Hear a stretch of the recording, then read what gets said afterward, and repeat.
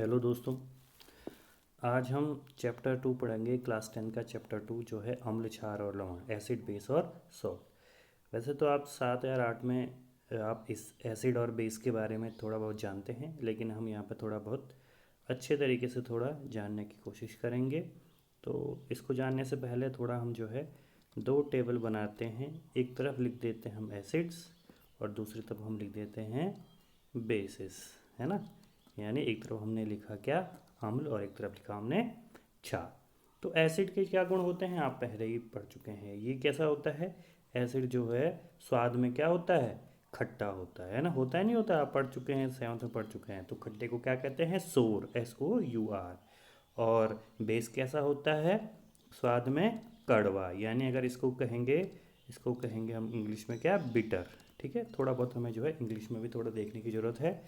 तो इसको अगर हम इंग्लिश में कहेंगे, एसिड सोर यानी खट्टा होता है, बेसिस स्वाद में कैसे होते हैं, टेस्ट में कैसे होते हैं, बिटर होते हैं। ठीक है ना। अब इसके अलावा ये क्या करते हैं, आप सभी को पहले से ही पता है, लाल लिटमस को क्या कर सॉरी नीले लिटमस को क्या कर देते हैं, लाल कर देते हैं। किसको, नीले लिटमस को। ब्लू लिटमस को क्या कर देते हैं, blue litmus, they can blue litmus blue litmus they can change to red. ठीक है ना, ब्लू को क्या कर देते हैं, रेड बदल देते हैं, यानी नीले को लाल में बना देते हैं, है ना। और क्षार क्या कर देते हैं, रेड लिटमस को क्या कर देते हैं, क्या बना देते हैं, ब्लू, नीला बना देते हैं, है ना। ये सब हम पहले से ही जानते हैं, हमने पहले ये सब चीज़ें पढ़ी हुई हैं। तो अच्छा, यानी एसिड अम्ल क्या करता है, स्वाद में ये क्या होते हैं, खट्टे होते हैं भाई, ये हमें पता है। बेस स्वाद में कैसे होते हैं, बिटर यानी कड़वे होते हैं, है ना। ये नीले लिटमस को कैसे बना देता है, लाल, कौन, अम्ल। ठीक है ना। और क्षार क्या करते हैं, लाल लिटमस पेपर को क्या बना देते हैं, नीला बना देते हैं। अच्छा, एक शब्द हम यूज़ कर रहे हैं, लिटमस। ठीक है ना, लिटमस। अब ये लिटमस है क्या भाई, लिटमस कुछ नहीं है, लिटमस एक पेपर है। और ये लिटमस कहाँ से प्राप्त किया जाता है, ये लाइकेन से प्राप्त किया जाता है। किससे, लाइकेन। ठीक है, लिटमस किससे प्राप्त किया जाता है, लाइकेन से प्राप्त किया जाता है। और लाइकेन क्या है, कवक और शैवाल का मिश्रण है। ये आप जो है 9th में पढ़ चुके होंगे। वैसे लाइकेन क्या होता है ना, कवक और शैवाल का मिश्रण होता है लाइकेन, और उसी से लिटमस होता है। और एक सूचक होता है, इंडिकेटर होता है, जो ये बताता है कि कोई चीज़ एसिड है या बेस है। ठीक है। अगर कोई लिटमस पेपर लाल है और वो ब्लू हो जा रहा है, याद रखना मैं क्या कह रहा हूँ, लाल लिटमस पेपर कैसा है, लाल है, और कैसा हो जा रहा है, ब्लू हो जा रहा है। तो इसका मतलब वो क्या है, वो पदार्थ क्या है, वो है बेस यानी क्षार।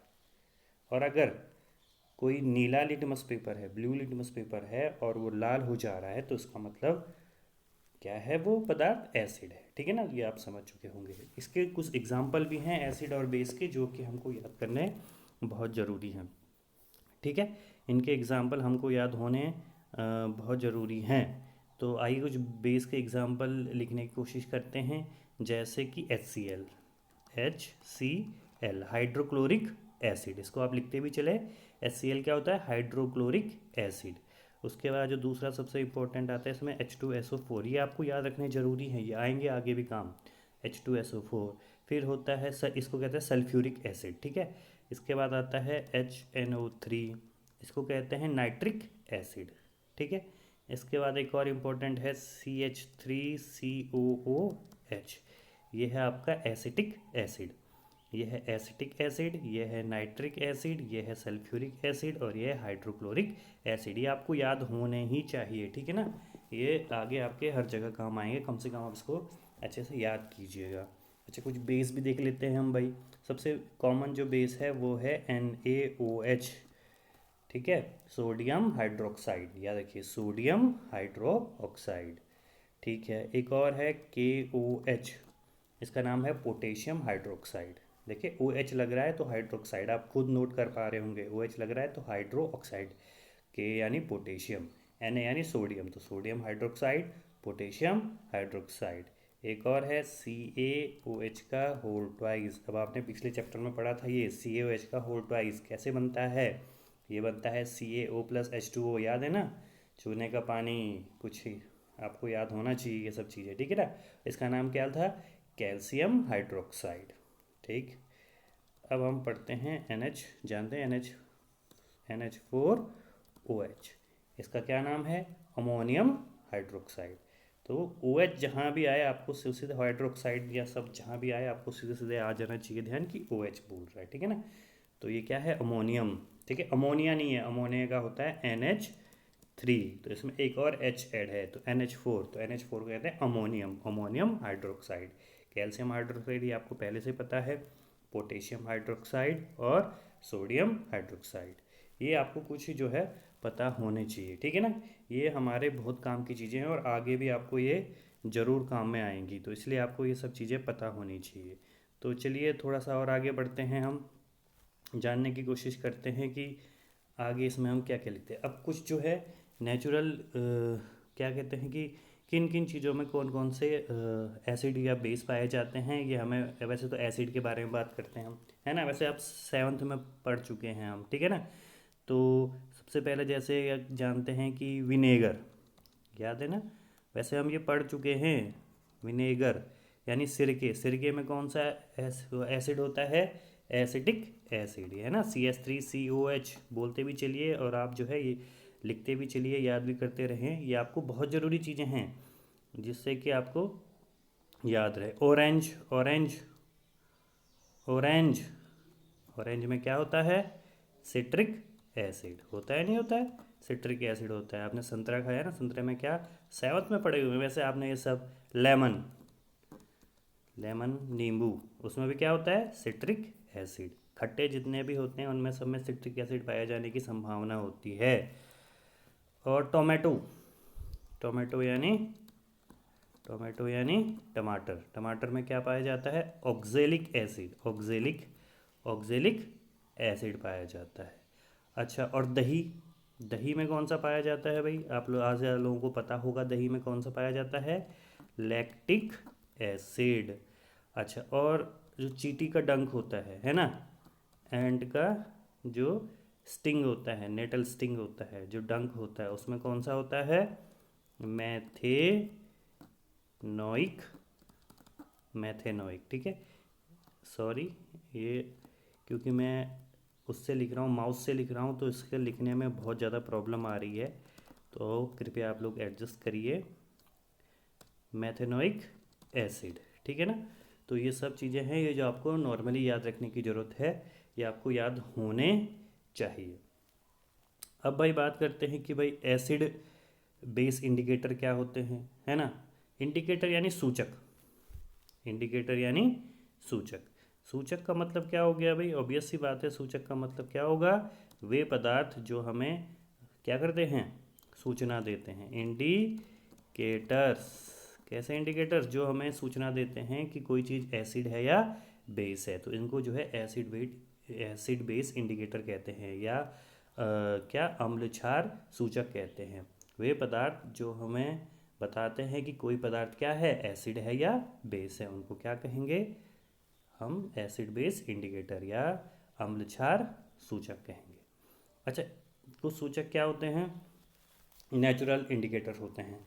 लिटमस सॉल्यूशन, लिटमस का सॉल्यूशन याद रखना है, यहाँ मैं लिटमस पेपर का यूज़ नहीं कर रहा हूँ, क्या यूज़ कर रहा हूँ, लिटमस सॉल्यूशन। तो लिटमस सॉल्यूशन क्या होता है, सॉल्यूशन का मतलब क्या होता है, सॉल्यूशन का मतलब होता है विलयन, ठीक है, लिटमस विलयन सॉल्यूशन।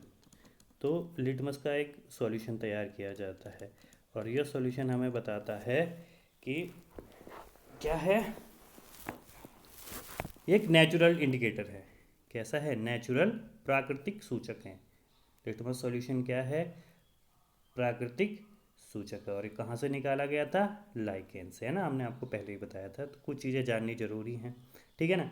और जो प्राकृतिक सूचक और क्या होते हैं भाई, एक होता है रेड कैबेज, है ना, रेड कैबेज यानी, कैबेज का मतलब आप समझ रहे होंगे, बंद गोभी, ठीक है।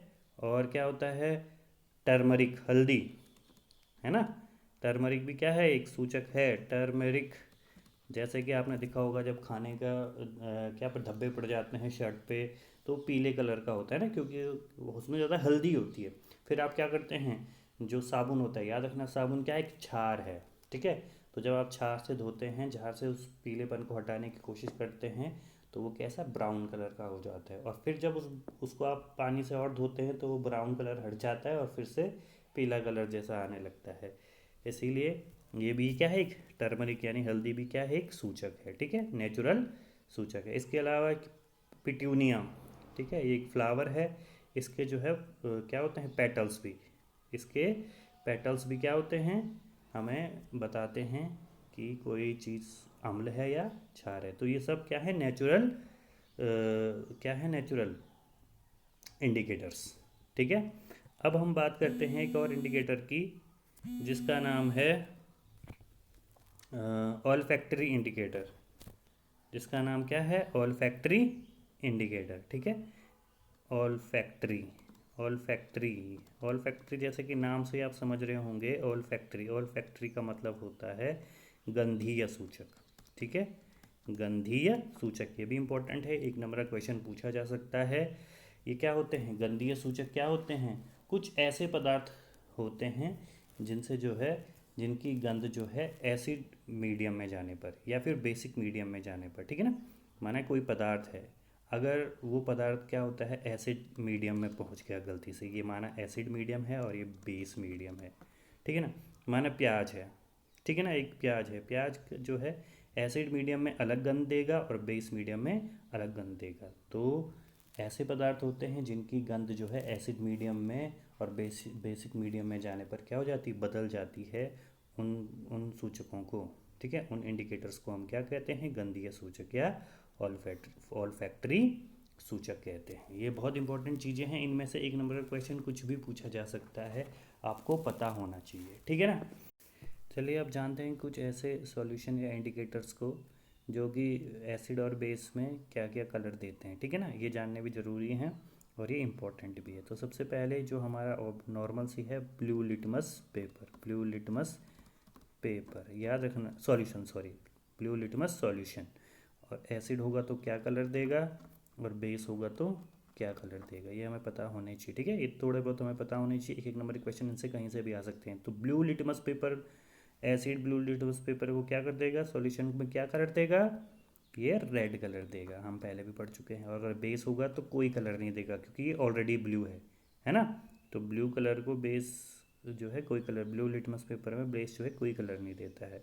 अगर हम अब रेड लिटमस पेपर यूज़ करें तो एसिड जो है रेड लिटमस पेपर पे कोई कलर देगा, बिल्कुल भी नहीं देगा, क्योंकि रेड को जो है ऑलरेडी रेड है वो तो रेड करेगा, तो इसका मतलब कोई कलर नहीं दे रहा है। लेकिन बेस अगर होगा तो कैसे कलर देगा, ये देगा ब्लू कलर देगा, ये हम पहले भी पढ़ चुके हैं, ये इंपॉर्टेंट है, ठीक है। एक नंबर का क्वेश्चन कहीं से भी आपसे पूछा जा सकता है।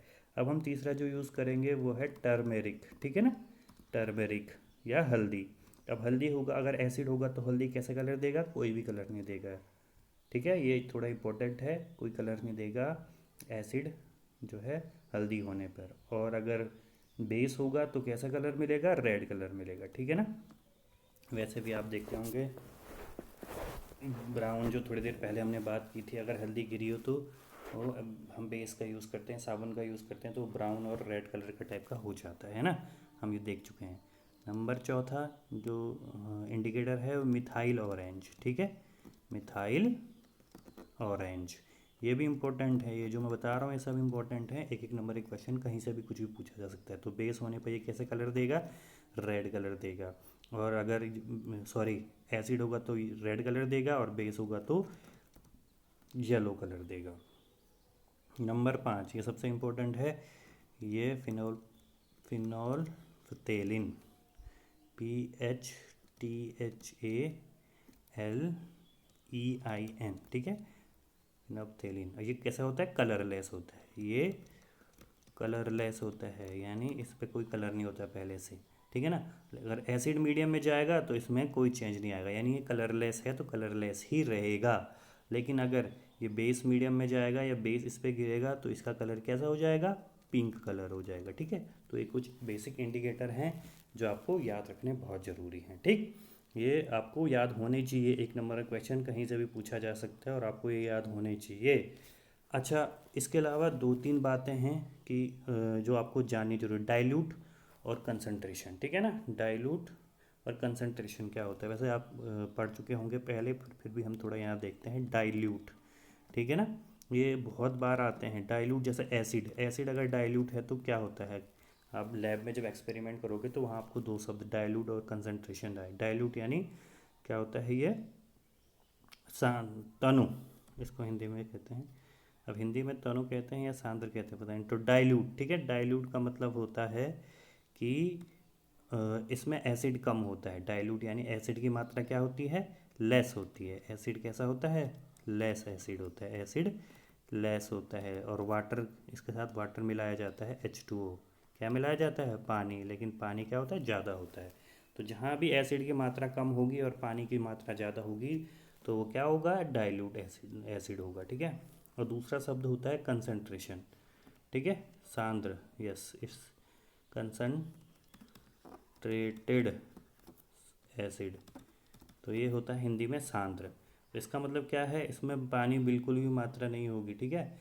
अगर होगी भी तो बिल्कुल स्मॉल अमाउंट में होगी, ठीक है। H2 क्या होगा, स्मॉल अमाउंट में, स्मॉल अमाउंट में, जबकि एसिड क्या होगा, लार्ज अमाउंट में। तो कंसंट्रेशन बहुत, यानी इसमें एसिड की मात्रा बहुत ज़्यादा होगी और अब पानी होगा तो बहुत कम होगा, वरना नहीं होगा। जबकि डाइल्यूट में क्या होता है, एसिड की मात्रा कम होती है और पानी की मात्रा क्या होती है, ज़्यादा होती है।